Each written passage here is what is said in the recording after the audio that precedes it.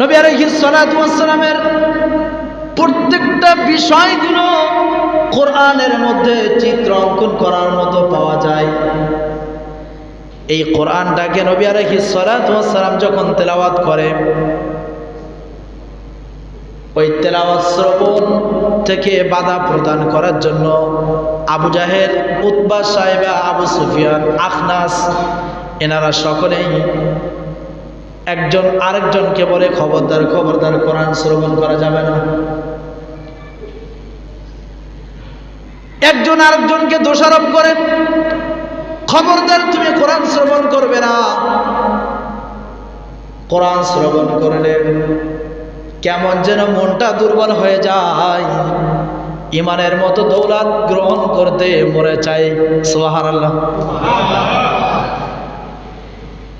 আল্লাহ তাআলা সূরাতুল কমারের 4 জায়গায় এই কথাটা বলেছেন। 17 নম্বর আয়াত, 22 নম্বর আয়াত, 29 নম্বর আয়াত, 40 নম্বর আয়াতের মধ্যে একই আয়াত 4 জায়গায় বলেছেন। আল্লাহ বলছেন, ওয়ালাকাদ ইয়াসসারনাল কুরআনা হাল মিন মুদ্দাকির। এই একই আয়াত 4 জায়গায় বলেছেন। কোরআনটাকে আমি আল্লাহ তাআলা মানুষের হেদায়েতের জন্য বানিয়ে দিয়েছি। হুদাল লিন-নাসি ওয়াল ফুরকান ওয়া বায়্যানাতিম মিনাল হুদা ওয়াল ফুরকান। হুদাল লিন-নাস ওয়া বায়্যানাতিম মিনাল হুদা ওয়াল ফুরকান। কোরআনের উপরে যে ব্যক্তি আমল করবে সে স্বর্ণের মানুষ থেকে আরো মর্যাদাশীলে পরিণত হয়ে যাবে। সুবহানাল্লাহ বলেন।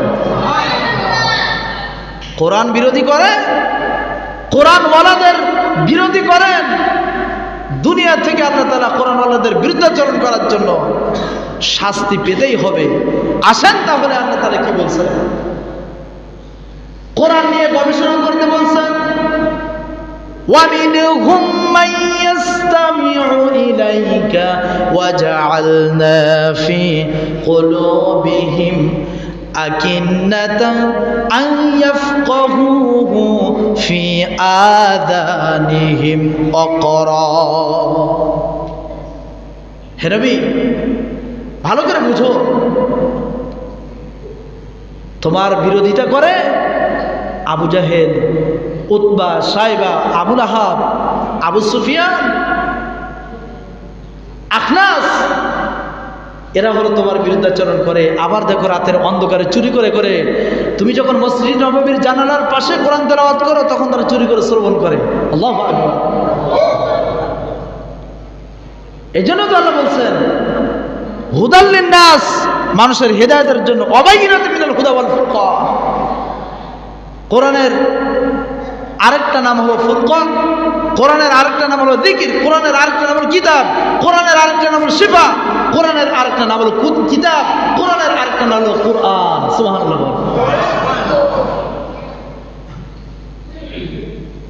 এ কার কথা? আমার বানানো নাকি আল্লাহর দেওয়া? আল্লাহর কথা। নবী চিন্তার কোনো কারণ নাই। আবু জাহেল, আবু সুফিয়ান, আবু লাহাব এরা সকলে দারুন নাদওয়ায় বৈঠকখানা বসে গেল। মা কানা লিনাফসিন আন তুমিনা ইল্লা বিইذনিল্লাহ। তোমাকে আমি জীবিত রাখি, এটা তোমার জন্য একটা নিয়ামত, এটা তোমার জন্য একটা কল্যাণ। তুমি যতদিন জীবিত থাকবে ততদিন আমার অর্ডার, আমার অনুমতি পেয়েই জীবিত থাকবে। তবে এই জীবিত থাকার মধ্যে আমার কল্যাণ নিহিত আছে। এর মধ্যেই আমি তোমাকে দাসত্ব করার জন্য নির্দেশ দিব, সেই নির্দেশ মোতাবেক চলবে। যতদিন পর্যন্ত চলবে আমার দাসত্ব করেই যাবে। আর যদি দুনিয়ার হায়াত শেষ হয়ে যায়, দুনিয়ার হায়াত শেষ হয়ে যাবেই, আমার অনুমতি ছাড়া দুনিয়ার হায়াত শেষ হবে না।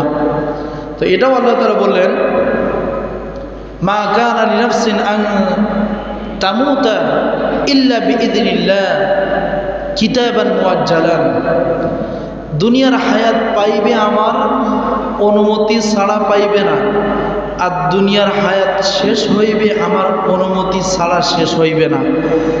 দুটোটা কথা কিন্তু একই, ইল্লা বিইذনিল্লাহ, আল্লাহর অনুমতি ব্যতি রেখে কিছুই হবে না, ঠিক কিনা?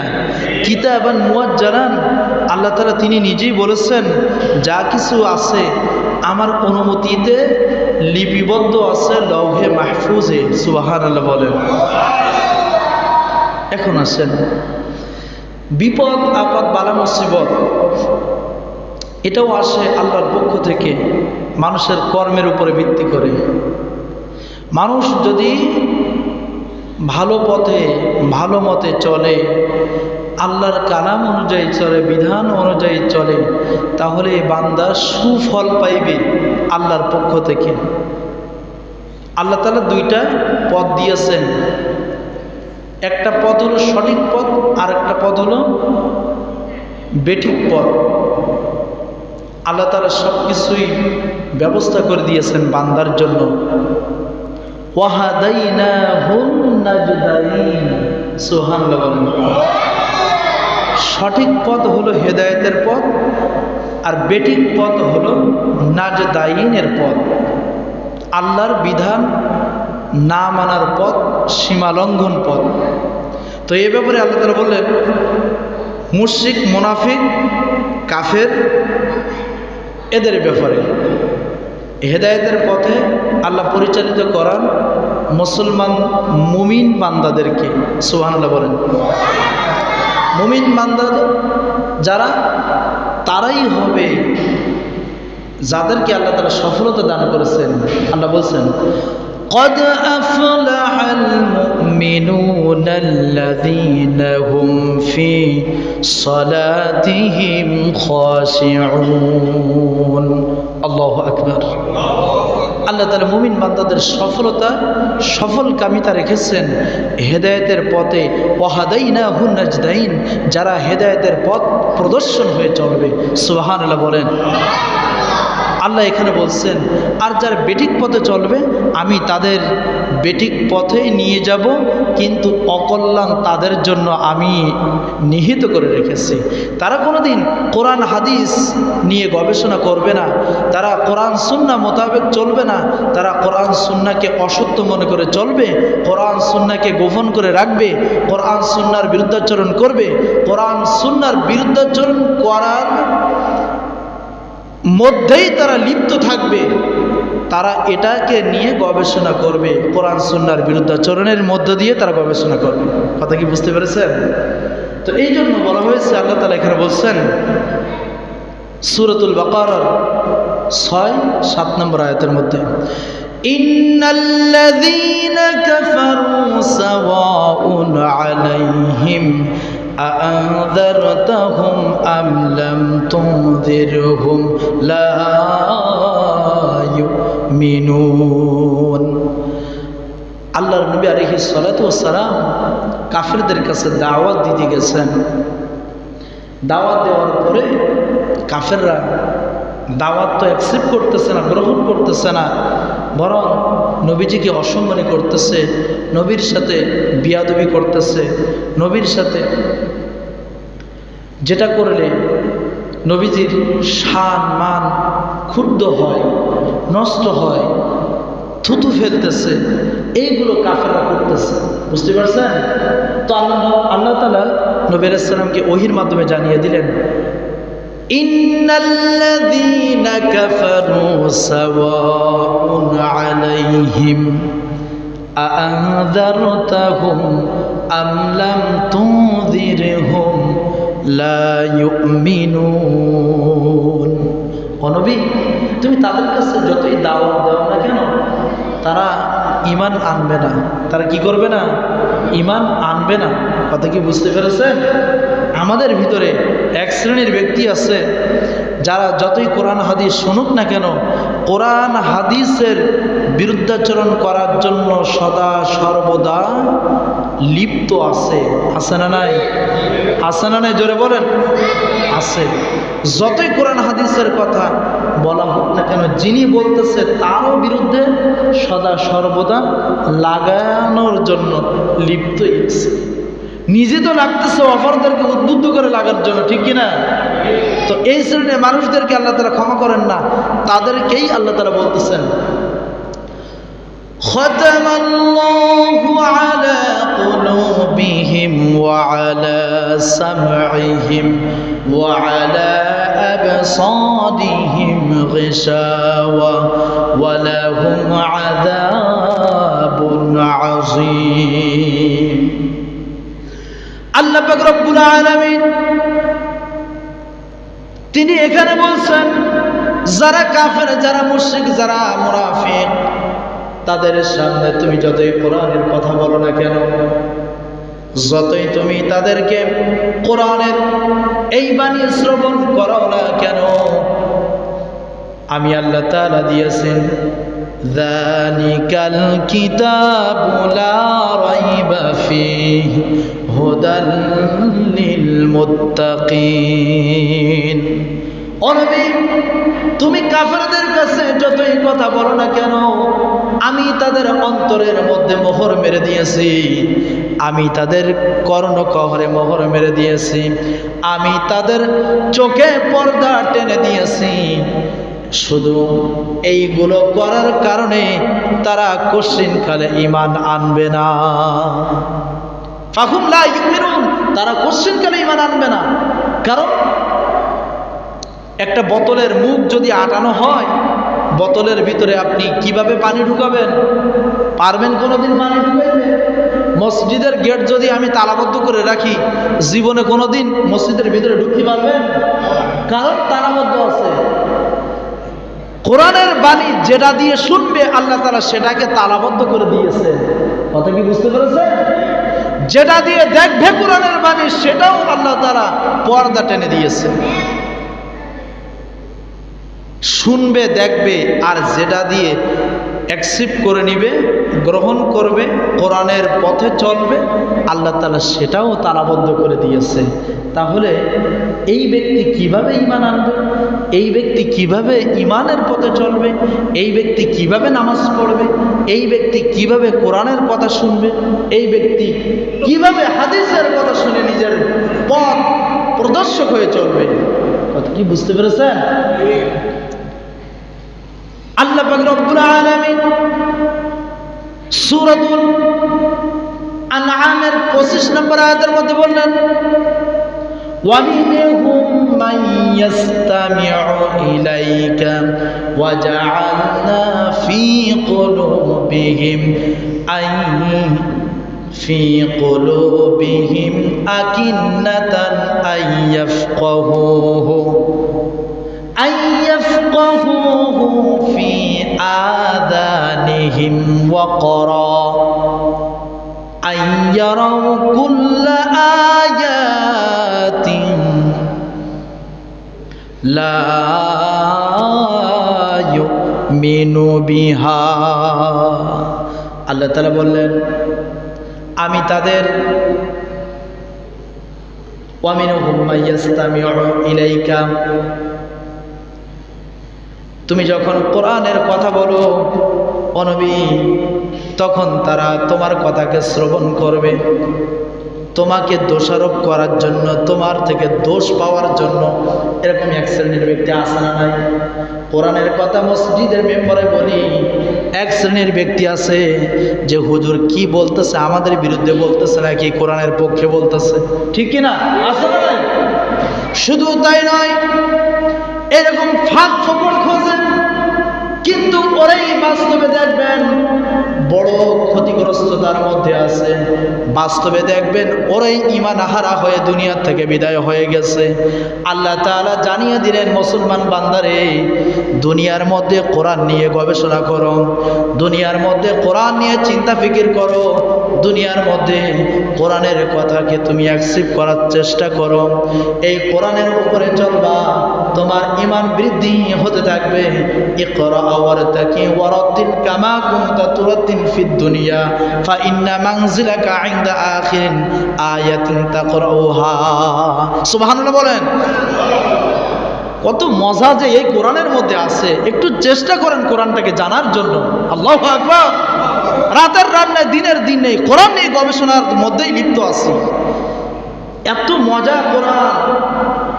এই কোরআনটাকে নিয়ে যদি কোনো ব্যক্তি গবেষণা করে, আল্লাহ তাআলা ওই গবেষণার মধ্য দিয়ে এমন জীবন তার বানায় দিবেন, কেমন যেন মনে হয়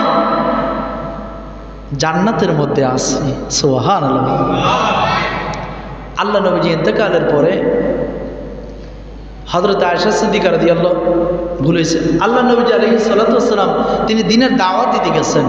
যাওয়ার পরে কিছু সাহাবী হযরতে আয়েশা সিদ্দিকা রাদিয়াল্লাহু তাআলার কাছে জিজ্ঞেস করছেন। আয়েশা সিদ্দিকা রাদিয়াল্লাহু তাআলা আনহা তো তিনি ছিলেন উম্মাহাতুল মুমিনিন, সমস্ত মুমিনদের উম্মতদের মুমিনদের মাতা ছিলেন হযরতে মা আয়েশা সিদ্দিকা রাদিয়াল্লাহু তাআলা। তো আয়েশা সিদ্দিকার কাছে জিজ্ঞেস করলেন, হে মা আয়েশা, আপনি তো বলেন যে আল্লাহ নবীজির চরিত্রটা কেমন, আদর্শটা কেমন। মা আয়েশা সিদ্দিকা রাদিয়াল্লাহু তাআলা বলতেছেন, তোমরা কি কোরআন পড়তে জানো? হ্যাঁ, পড়তে জানি। সাথে সাথে বলে দিচ্ছেন, এই কোরআনের দিকে লক্ষ্য করবে, নবী আলাইহিস সালাতু ওয়াস সালামের দিকে লক্ষ্য করবে। এই কোরআনটাই হলো স্বয়ং নবী আলাইহিস সালাতু ওয়াস সালাম। সুবহানাল্লাহ। কুল্লু খুলুকুল কোরআন, সমস্ত কোরআনটাই হলো নবী আলাইহিস সালাতু ওয়াস সালাম। আগের জামানার সাহাবায়ে কেরাম কোরআনের একটা আয়াত পড়তেন, একটা সূরা পড়তেন, একটা সূরা পড়তেন 2 বছর 3 বছর করে লাগতো। কয় বছর করে?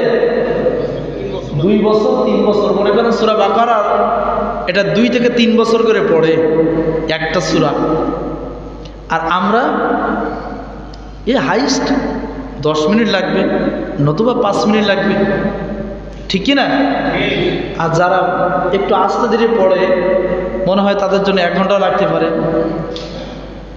সূরাতুল বাকারা 3 বছর ধরে লাগায় সাহাবীরা, একটা আয়াত পড়ে, এই আয়াতের গবেষণা করতে করতে করতে করতে তারা 3 বছর লাগায়। বুঝতে পেরেছেন? তো সাহাবায়ে কেরামদেরকে বলা হয় নবীদের পরের স্থান। সাহাবায়ে কেরামদেরকে কেন দিলেন? এই জন্য দিলেন।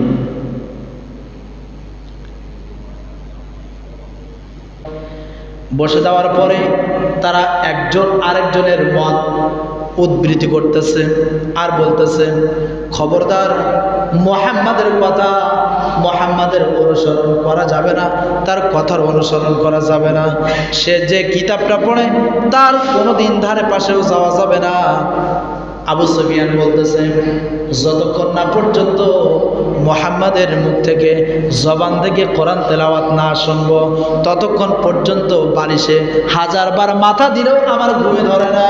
কোরআন তেলাওয়াত শ্রবণ করার পরে আমার ঘুম চলে আসে। আবু জাহেল বলতেছে, আমিও তো একই রোগে আক্রান্ত। ওদিকে আখনাস বলতেছে, আমিও একই রোগে আক্রান্ত, আমার কোরআন তেলাওয়াত না শোনা পর্যন্ত কিছুই ভালো লাগে না। একই কথা সকলের মুখ থেকে শোনা যায়, কিন্তু কি করা যাবে? এক একজন লিডার, এক একজন নেতা, প্রজাদের সামনে দুর্বল হওয়া যাবে না। একজন আরেকজনকে বলতেছে, খবরদার, আজকে থেকে ডিউটি শুরু হয়ে যাবে। যদি কোনো ব্যক্তি মুহাম্মাদের কোরআন তেলাওয়াত যদি শ্রবণ করা হয়, তাকে দারুল নাদায় বৈঠকখানায় খুব দৃষ্টান্তমূলক শাস্তির ব্যবস্থা করা হবে। সকলেই এক ব্যক্তি বলে দিল, ঠিক আছে, কোনো অসুবিধা নাই। এটা হলো দিনের বেলা একটা চূড়ান্ত সিদ্ধান্তর পর্যায়ে চলে এসেছে। এশারের পরে রাত যত গভীর হয়ে যায়, কারোর তো ঘুম আসে না। প্রথম গেছে আবু সুফিয়ান মসজিদের জানালার পাশে, যেখানে নবী আলাইহিস সালাতু ওয়াস সালাম কোরআন তেলাওয়াত করতেছে, ইয়াসিন ওয়াল কুরআনিল হাকিম ইন্নাকা লামিনাল মুরসালিন আলা সিরাতিম মুস্তাকিম। ওদিকে আবার বলতেছেন তাবারাকাল্লাযী বিয়াদিহিল মুলক। যখন এই সমস্ত সূরা তেলাওয়াত করা শুরু করে, আবু সুফিয়ান তো প্রথম হাজির হয়ে গেছে। আবু সুফিয়ান মনে মনে চিন্তা করতেছে, আমার মতো যদি আরো একজন চলে আসে তাহলে তো ধরা খেয়ে যাব। কি করতে হবে? আত্মগোপন করে থাকতে হবে যাতে কেউ না দেখতে পায়। কিছুক্ষণ পরে আবু জাহেল চলে আসলো। আবু জাহেল বলতেছে, কেমন যেন কাউকে দেখা যায়, আমি দেখতে পাচ্ছি, কিন্তু সে কি আমার দেখতে পাচ্ছে কিনা এটাই তো প্রশ্ন। তবে সে যদি আত্মগোপন করে থাকে, আমি আবু জাহেল আমিও আত্মগোপন করে থাকবো। খবরদার যাতে করে কেউ না দেখতে পারে। এর কিছুক্ষণ পরে আখনাফ চলে আসলো। আখনাফ চলে এসে বলতেছে, এখানে দুইজন ব্যক্তিকে দেখা যাচ্ছে, কে কে তা চিনতে পারি না, রাতের অন্ধকার। এই দুইজন ব্যক্তি যদি আমাকে চিনে ফেলে, দারুণ না দয় বইটা খানায় চূড়ান্ত সিদ্ধান্ত, সকলের সামনে আমার নেতাগিরি ছুটে যাবে। যদি এখান থেকে আমাকে ভালো করে চিহ্নিত করতে পারে তাহলে আমার অবস্থা খারাপ হয়ে যাবে। কথা বুঝতে পেরেছেন? যখন এই কথা চিন্তা ভাবনা করলো, এক একজন এক একভাবে আত্মগোপন করে নবীজির কোরআন তেলাওয়াত শুনতেছে। শোনার যখন নবী আলাইহিস সালাতু ওয়াস সালাম কোরআন তেলাওয়াত শেষ হয়ে গেল, এক একজন উঠে যখন চলে যাচ্ছে, তখন এক এক মুখে রাস্তা হলো এক। তো এক রাস্তায় যদি এক একজন চলে যায় তাহলে প্রত্যেকের সাথে দেখা হবে কি হবে না? ঠিক তদ্রূপ একই রাস্তায় একই মুখে সকলের সাথে দেখা হয়ে গেল। এক একজন দেখা হওয়ার পরে আবু জাহেল বলতেছে, আমি তো সব থেকে বড় লিডার, এরপরে তুমি হলো সেকেন্ড লিডার, এরপরে তুমি হলো থার্ড ক্লাসের লিডার। খবরদার খবরদার, কোন প্রজার সামনে যেন আমাদের এই মুখটা, অপরাধের মুখটা যেন না প্রকাশ করা হয়। যদি প্রকাশ করা হয় তাহলে প্রজাদের সামনে কিন্তু আমরা আমাদের লিডারগিরি ছুটে যাবে। আবু জাহেল তার কথা মতো সকলেই শ্রবণ করলো, আর বলতেছে, আজকে যে অপরাধ করলাম এই অপরাধ আজকের জন্য এখানে শেষ করে দেয়, আগামী রাত্রে যেন এরকমভাবে আর না আসতে পারে, সকলে প্রতিজ্ঞা করতে হবে। কিন্তু রাত যখন গভীর হয়ে যায়, পরের দিন আবারও একই অবস্থা,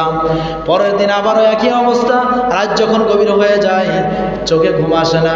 মুহাম্মাদের জবান থেকে কোরআন তেলাওয়াত না শোনা পর্যন্ত, এই কোরআন তেলাওয়াত না শোনা পর্যন্ত কারোর চোখে ঘুম আসে না।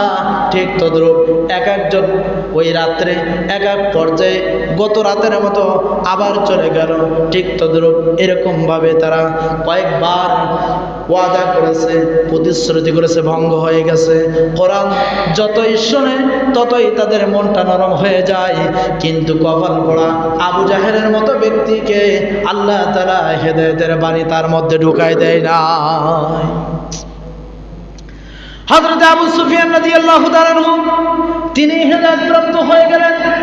তিনি আল্লাহর নবীজির হাতে এই কোরআনুল কারীম শ্রবণ করার সাথে সাথে যখন নিজেকে অস্থিরতা বোধ করতেছে, স্থির রাখতে পারতেছে না, সাথে সাথে নবী মুহাম্মদ রাসূলুল্লাহ সাল্লাল্লাহু আলাইহি ওয়াসাল্লামের হাতে বায়াত গ্রহণ করলেন। ইয়া রাসূলুল্লাহি ইয়া হাবিবাল্লাহ, আমাকে সেই ইসলামের কালেমা, মুসলমানের কালেমা পড়ায় দিন। আশহাদু আল্লা ইলাহা ইল্লাল্লাহু মুহাম্মাদুর রাসূলুল্লাহ সাল্লাল্লাহু আলাইহি ওয়াসাল্লাম, আমি সাক্ষ্য দিতেছি যে একমাত্র ইলাহ মহান রব্বুল আলামিন, তিনি ব্যতীত আর কোনো মাবুদ নাই। নবী মুহাম্মদ সাল্লাল্লাহু আলাইহি ওয়াসাল্লাম বলেন একমাত্র আল্লাহ তাআলার বান্দা, প্রেরিত বান্দা রাসূল। সুবহানাল্লাহ বলেন। দেখেন এবার আমি ওই কথাটা বোঝানোর জন্য এই কথাটা বললাম।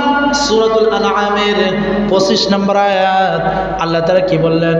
ওয়া মিনহুম মান ইয়াসতামিউ ইলাইকা ওয়া জাআলনা ফি কুলুবিহিম আকিন্নাহ, আমি যাদের অন্তরের মধ্যে তালা লাগায় দিয়েছি, যাদের অন্তরের মধ্যে তালা ঝুলায় দিয়েছি, কোনোদিন কোশ্চিনকালে সেই হেদায়েত প্রাপ্ত হতে পারে না, কোনোদিন কোশ্চিনকালে সেই হেদায়েতের কথা শ্রবণ করতে পারে না, কোনোদিন কোশ্চিনকালে সে কোরআনের পক্ষে কথা বলে না, সে আলেম ওলামায়ে কেরামের পক্ষে কথা বলে না, সারাটা জীবন ভর সে কোরআন বিরোধী করে যাবে। ও নবী, তোমাকেও ঠিক ততটুকু এই কাফের এবং মুশরিক আর মুনাফিকের দলেরা তুমি যখন কোরআনের প্রচার করো, কোরআনের বাণী, তারা সেটাকে অসত্য প্রকাশ করেছে, তারা সত্যকে অস্বীকার করেছে, তারা কোরআনের পথে বিরোধিতা করেছে, বাধাগ্রস্ত করেছে। এই জন্য তারা হেদায়েতের পথে চলতে পারে নাই, এই জন্য তারা চোখ থাকিতে অন্ধ। আল্লাহ তাআলা সূরাতুল হজের 44 নম্বর আয়াতের মধ্যে আবারও তিনি জানিয়ে দিয়েছেন, ফাইন্নাহা লা তা'মাল আবসার ওয়ালাকিন্না তা'মাল আবসার আল্লাযী ওয়ালাকিন্না তা'মাল ফি কুলুবিল্লাতী ফিস সুদূর। আল্লাহ তাআলা সুন্দরভাবে জানিয়ে দিলেন, নিশ্চিতভাবে, ও বান্দা দেখো দেখো, কোরআন সুন্নাহর বিরোধী তারাই করে, কোরআন সুন্নাহ তারাই বোঝার চেষ্টা করে, কিন্তু তাদের অন্তরে মোহর লাগানো আছে, এই জন্য তারা বুঝতে পারে না। কোরআন সুন্নাহর বিরোধী যতই করুক না কেন, কোরআন সুন্নাহর পক্ষে যতই থাকুক না কেন, তাদের অন্তরের মধ্যে তালা লাগানোর কারণে তারা কোরআনটাকে বুঝতে চায় না। আমি আল্লাহ তাআলা বললাম, ফাইন্নাহা লা তা'মা ওয়াল আবসার, আমি আল্লাহ তাআলা তাদের চোখ থাকিতে অন্ধ বানায় দিলাম। বুঝতে পেরেছেন? বিষয়টা বুঝতে হবে, কিন্তু এগুলো অনেক দামি কথা। শুধু নামাজ পড়লাম কিন্তু নামাজের সূরাই জানলাম না, নামাজের নিয়মই জানলাম না, এই নামাজের কোনো দাম আছে? আপনি ঢাকায় যাবেন, আপনাকে রাস্তা চেনা লাগবে কি লাগবে না? কোরআন না জানলে আপনার ওই আমলের কোনো মূল্য নেই, এক বিন্দু পরিমাণ মূল্য নেই।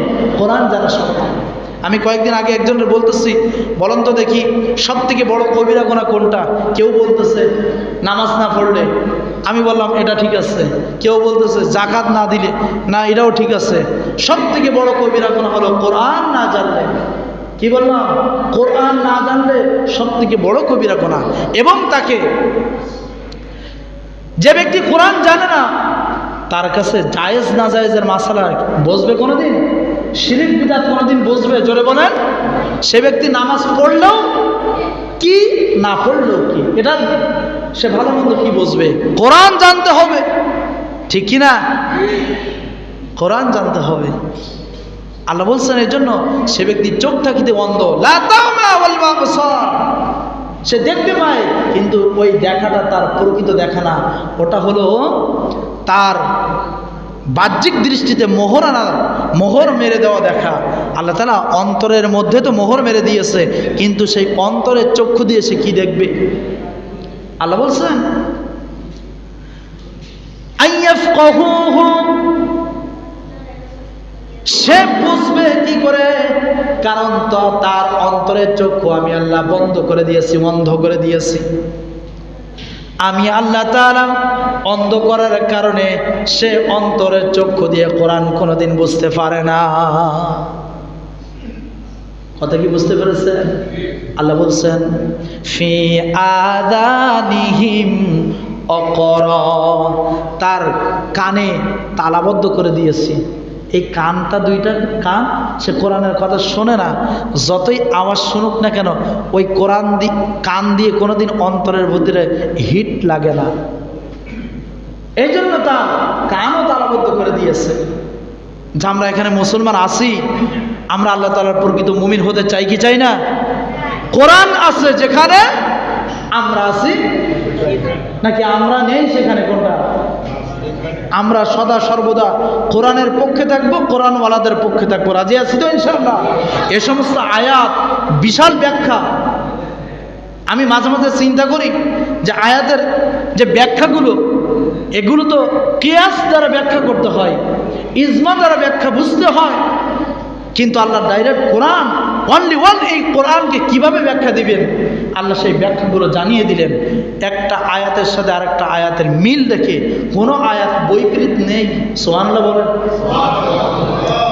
তো আমরা আলেম হয়েছি, কিন্তু আলেমের মর্যাদা রক্ষার জন্য কোরআনের জ্ঞান রাখতে হবে। মুসলমানের মর্যাদা রাখার জন্য কোরআনের জ্ঞান রাখতে হবে। সূরা ফাতিহা জানলাম, সূরা ফিল জানলাম, মনে করি আমরা অনেক বড় কিছু জেনে ফেলেছি। ঠিক কিনা? ঠিক কিনা? জোরে বলেন। বিসমিল্লাহির রহমানির রহিম, এই শব্দটা উচ্চারণ করতে যেতে আমাদের দাঁত ভেঙে যায়। আছে না নাই? বিসমিল্লাহির রহমানির রহিম বলা হয়ে যায় মাঝে মাঝে। ঠিক কিনা? এরকম বহুত কথা শুনি, তাই বলতেছি, না শুনে কিন্তু বলতেছি না। অতএব আপনি কিভাবে বুঝলে আমি বুঝাইতে পারি, সেই কথার দিকে আসেন। কোরআনওয়ালাদের বিরোধিতা করবেন না, কোনোদিন কোরআনের পক্ষে থাকবেন। কোরআনের বাণীকে সত্যরূপে ইমানদারিত্ব বজায় রেখে অন্তরের ভিতরে সেভ করে রাখবেন। আল্লাহ এর দ্বারা নূর পয়দা করে দেবে। সুবহানাল্লাহ বলে। ফি আযানিহিম ওয়াকরা, তার কর্ণ দুইটার মধ্যে আমি আল্লাহ তাআলা তালাবদ্ধ করে দিয়েছি কোরআনের কথা না শোনার জন্য। কেন? সে কোরআনের বাণীর বিরোধিতা করে, কোরআনের বাণী অস্বীকার করে, সত্যকে আত্মগোপন করে চলে, সে সত্য ন্যায়ের পথে কথা বলে না। ঠিক কিনা বলেন?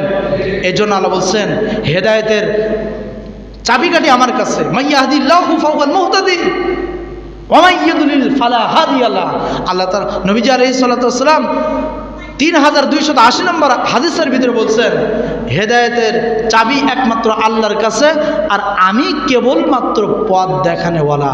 ইসালু ইলাল মাতলুব ইরাআতু তরিক, হাত ধরে পথ দেখানেওয়ালা। কথা কি বুঝতে পেরেছেন? অতএব আপনি আসেন, কোরআনের কথা শুনে যান। আপনি কি বলবেন, বিরোধিতা করবেন, করেন, কোনো আসা যায় না, কিন্তু অন্ততপক্ষে আল্লাহকে বিশ্বাস করে ইমানদার হয়ে আপনি জীবনে বিরোধিতা করতে পারেন না। ঠিক কিনা বলেন? আল্লাহ তাআলা বলছেন মানুষের অন্তরে মোহর মেরে দিব, চক্ষুতে আমি পর্দা টেনে দিব। কিন্তু কেন? মানুষের কর্মের প্রতিদান। যে মানুষ কোরআন নিয়ে গবেষণা করে না, কোরআন শেখে না, কোরআনের উপরে আমল করে না, কোরআনকে বিশ্বাস করে না, কোরআনের কথা বলতে দেয় না, আমিও আল্লাহ তাআলা সেইভাবেই তাদেরকে পরিচালনা করব। আল্লাহ বলছেন ওয়া ইয়ারাউ কুল্লা আয়াতিন লা ইউমিনু বিহা, আমার প্রত্যেকটা নিদর্শনকে তারা অস্বীকার করে, অমান্য করে এবং বিরোধিতা করে। এই জন্য আমি আল্লাহ তারা আমার কোরআনটাকে দেখলে কি হবে? লা ইউমিনু বিহা, এর দ্বারা আমি তাদেরকে ঈমান আনতে দেই না, ঈমানের জন্য বাধাগ্রস্ত করে দেই। কথা কি বুঝতে পেরেছেন? আল্লাহ তাআলা সূরাতুল জাসিয়া 23 নম্বর আয়াতের মধ্যে বলছেন আফারাআইতা মান ইত্তাখাযা ইলাহাহু হাওয়াহু ওয়া আদাল্লাহুল্লাহু আলা ইলমিন ওয়া খাতামা আলা সামঈহি ওয়া কলবিহি ওয়া জাআলা আলা বাসারিহি গিশাওয়া ফামান ইয়াহদিহি মিন বা'দিহি ফামান ইয়াহদিহি মিন বা'দিল্লাহি আফালা তাযাক্কারুন। আল্লাহ তাআলা বলতেছেন তোমরা কি লক্ষ্য করো না? আফারাআইতা মান ইত্তাখাযা, তোমরা কি দেখো না?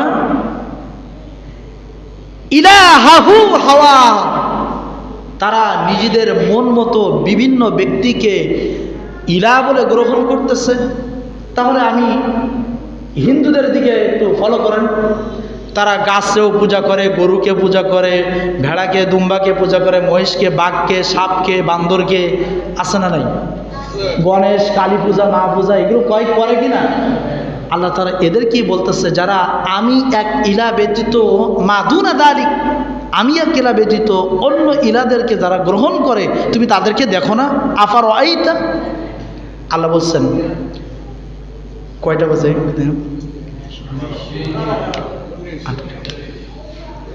শেষ করে দেবো ইনশাল্লাহ। তো আল্লাহ তাআলা এখানে বলতেছেন যে তাহলে তুমি দেখো না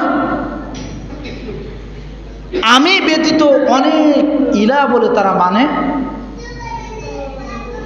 অখতামা আলা সামঈহি ওয়া কলবিহি, তাদের কানে অন্তরে মোহর মেরে দিয়েছি। দেখবেন মুসলমান ব্যক্তিদের মুখ থেকে অনেকেই আছে এটার বিরোধিতা করে, ওটার বিরোধিতা করে, এনার বিরোধিতা করে, আছে না নাই? এর অন্তরে আল্লাহ মোহর মেরে দিয়েছে, এই জন্য প্রকাশিত করে দিচ্ছে আল্লাহ তাআলা। নমরুদকে জুতা ফিটা করে দুনিয়ার থেকে বিদায় করেছে আল্লাহ তাআলা, তাকে অপদস্থ করে এরকমভাবে জুতার, শুধু জুতার বাড়ি না, আরও অন্য বাড়ি খাইতে খাইতে অপদস্থ করে দুনিয়া থেকে বিদায় করবে, এর জন্য মাথা ছাড়া দিয়ে উঠছে। এটার বিরোধিতা করব, ওটার বিরোধিতা করবো, আছে না নাই? অনেকে আজানের বিরোধিতা করে, ঠিক কিনা?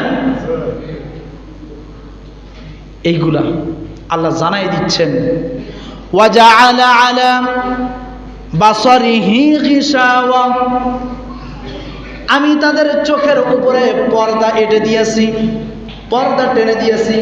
কোনোদিন কোশ্চিনকালে তারা কোরআনের কথা শুনতে পারবে না, দেখতে পারবে না।